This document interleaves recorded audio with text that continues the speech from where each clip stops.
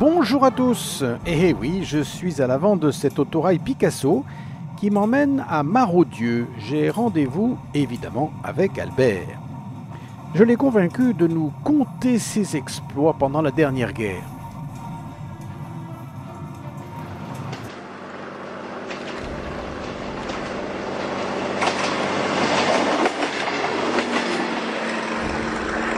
C'est sympa de découvrir la voie et la signalisation de cette façon, pas vrai?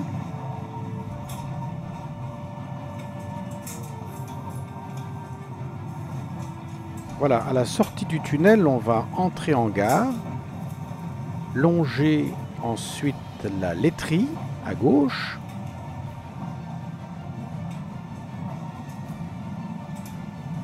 et on est reçu sur voie 2.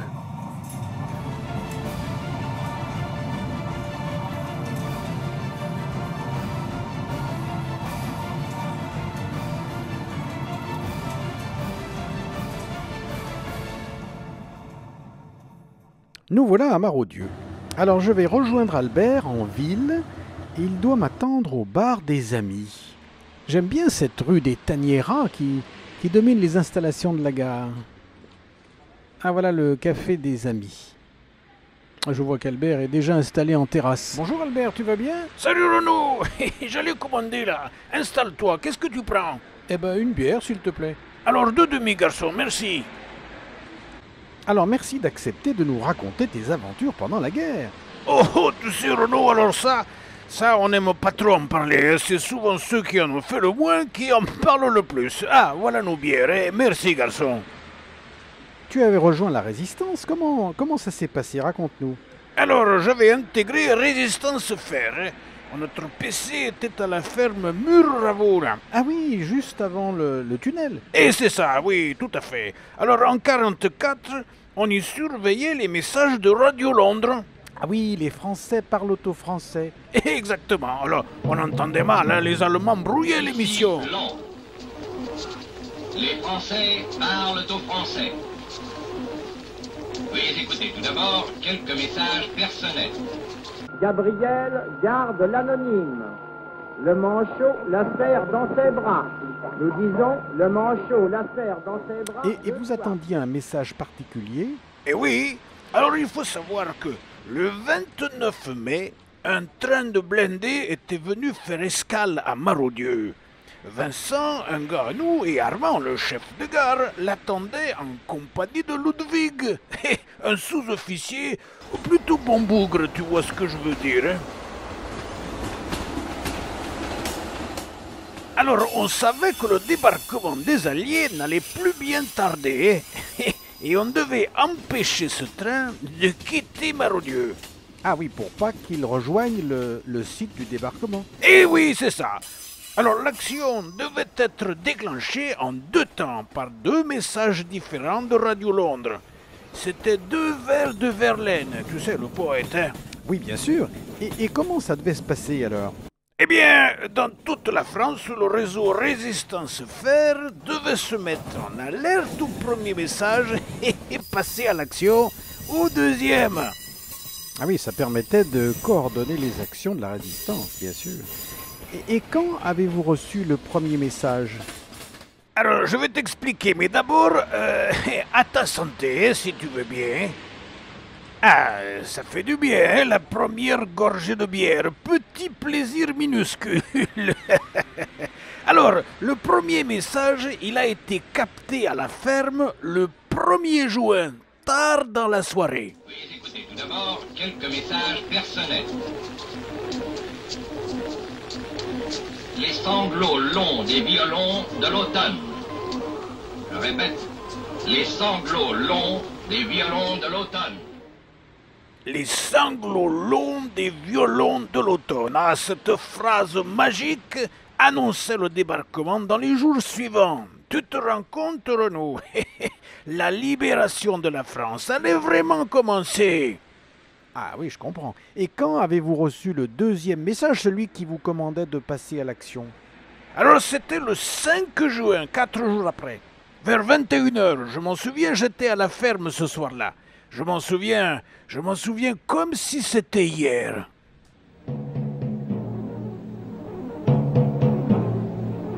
si long.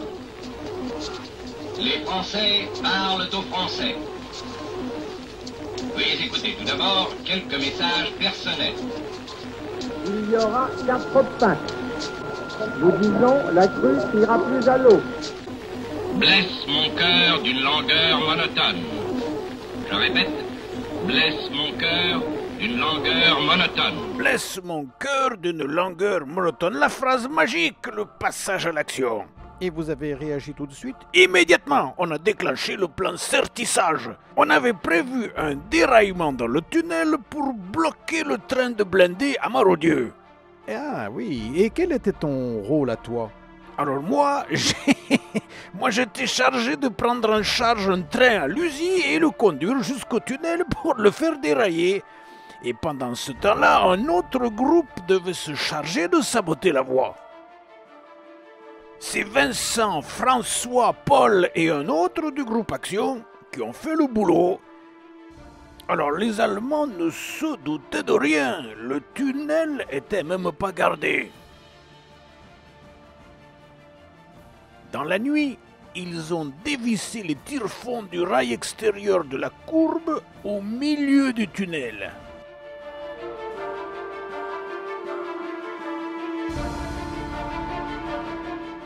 Ensuite, ils ont ripé le rail vers l'intérieur de la voie. Déraillement garanti, là. Allez, ça s'est bien passé, hein? Ils ont pu quitter les lieux sans être inquiétés. Ça se présentait bien alors. Oui et non, parce que le marchandise Lyon-Chalon qu'on devait détourner avait du retard. Mais alors, beaucoup de retard. On n'allait pas pouvoir finir dans la nuit du 5 au 6. C'est à plus de 6 heures du matin qu'on a vu enfin arriver ce pauvre train de marchandises. On était déjà le 6 juin, et au même moment, le débarquement il commençait. Mais alors au lieu de l'envoyer voici pour qu'il continue sur Chalon, Joseph l'a aiguillé voie A était pour l'envoyer sur la voie unique. Ah bon, mais vous aviez mis au courant l'équipe de conduite? Eh bien, pas vraiment, hein. Justement, hein. Il a fallu leur expliquer avec le chef de section, hein, bien sûr. Hein.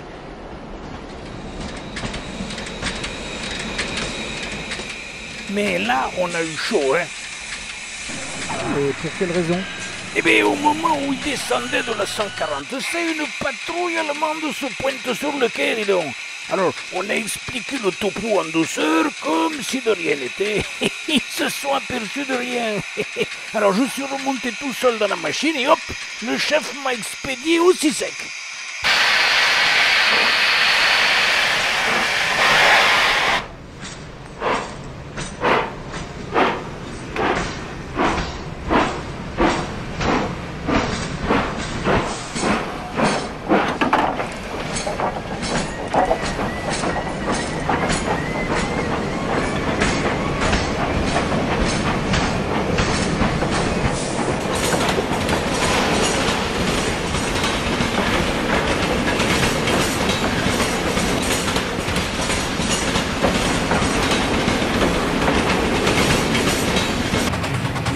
J'avais plus de 30 km à faire avec ce train. Et là, je peux te dire que j'en menais pas large. Hein. Oh là là, le moindre contrôle en route, j'étais bon pour Saint-Pierre. Hein. Et puis, ça fait drôle hein, de conduire un train à l'abattoir. Hein. Mais il a quand même bien fallu que tu sautes de ce train. Eh bien, évidemment. Hein. Alors, j'ai d'abord ralenti le convoi à 30. Et puis alors, j'ai tiré le régulateur à fond pour qu'il réaccélère. Et pendant ce temps-là, je suis descendu sur le marchepied et j'ai sauté.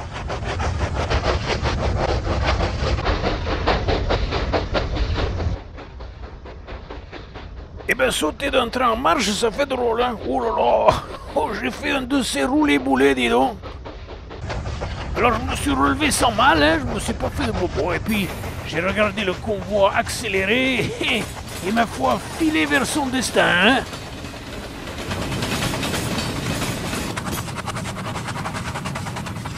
Et les Allemands se sont aperçus de rien. Et non, aucune réaction. Pour le coup, ils nous ont bien sous-estimés ce jour-là. La gare était calme, le convoi presque prêt pour partir. Mais de toute façon, c'était trop tard, hein. Notre train allait bientôt entrer dans le tunnel.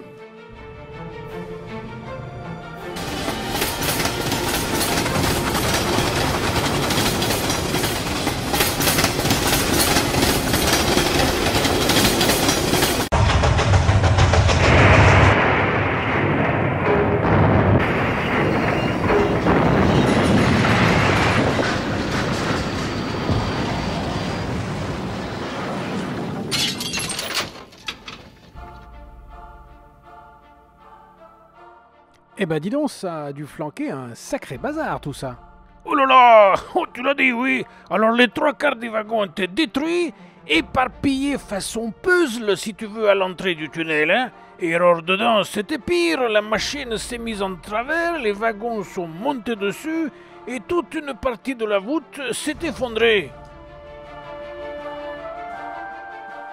Ah, on avait bien réussi notre coup, hein. La voie était complètement bloquée. Hein. La sortie de Marodieu, impossible, et pour un bon bout de temps. Hein. Mais j'imagine que les Allemands ont tout fait pour dégager tout ça. Eh bien bien sûr, hein, ils se sont affolés, hein, et 3 heures plus tard, on voyait déjà se pointer une grue de 30 tonnes. Mais ça n'a pas dû être facile, l'endroit est étroit. Non, il n'est pas étroit, il est très étroit, tu veux dire. Oh là là, oui alors. Alors la grue s'est mise en place, les gars ont mis les élingues sur le dernier wagon, et puis ils se sont pas embêtés, hein, ils l'ont carrément flanqué sur le talus à côté de la voie. Mais pour les wagons suivants, ils en ont fait quoi? Oh, les Allemands s'embêtaient pas avec ces détails.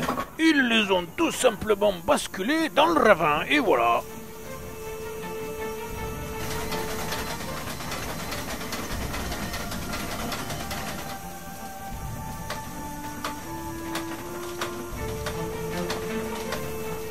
Et puis la grue s'est avancée vers le wagon suivant qui était complètement en travers, lui. Hein.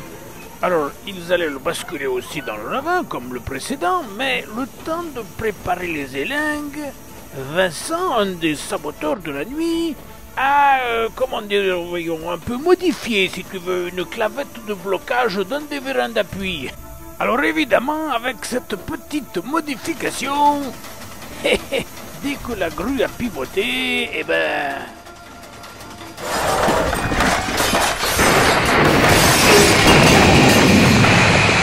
Et voilà, plus de grue, fini, terminé. Ouh là là là là, mais les Allemands devaient être furieux, et ils ont pu trouver une autre grue. Et non, et non. La grue de 50 tonnes de lion-mouche était déjà bien occupée, tu sais, ça pétait de partout à cette époque. Mais alors, ils ont fait comment pour dégager la voie? Et alors à l'entrée du tunnel, ils ont découpé les wagons qui étaient détruits et balancé les morceaux dans le ravin. Ça leur a pris que quelques jours. Mais alors dans le tunnel, ça c'était une autre paire de manches. Hein. Mais alors la voie a été rétablie au bout de combien de temps? Oh, entre l'évacuation des épaves et la réfection de la voûte, on a bien eu pour plus de 2 mois. 2 mois? Mais alors les Américains sont arrivés entre-temps. Et tu l'as dit, et tu sais, ils ont débarqué en Provence le 15 août. 3 jours après, les Allemands quittaient la région pour se replier sur Lyon. Et alors Lusy était libéré le 21 et Marodieu le 23. Mission accomplie, le train de blindés n'avait pas bougé. Ah, mais c'était la fête alors. Extraordinaire la fête. Toute la population de Marodieu s'était retrouvée rue des Tanières. Extraordinaire, une ambiance folle, tu peux pas imaginer. Ah oui, je comprends ça. Et dis-moi, le trafic ferroviaire a pu être rétabli rapidement? Oh, alors là, c'était un sacré bazar, hein. Oh, oh, oh, oh, oh. Mais alors, heureusement, le dépôt de l'usine n'avait pas été bombardé. Et alors, on a pu engager un autorail VH sur Marodieu dès le 26 août 1944. Un grand moment, ce premier train de la liberté, tu sais. Il était magnifique, ce VH, avec ses drapeaux et sa croix de Lorraine. Oh là là là là.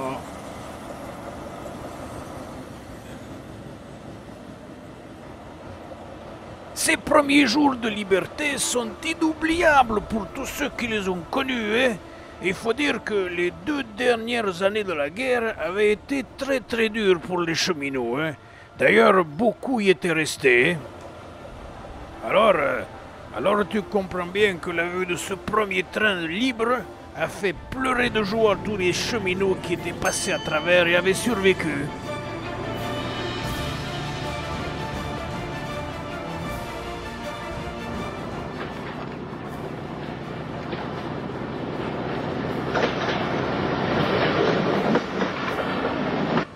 Ah Renaud, la guerre était finie.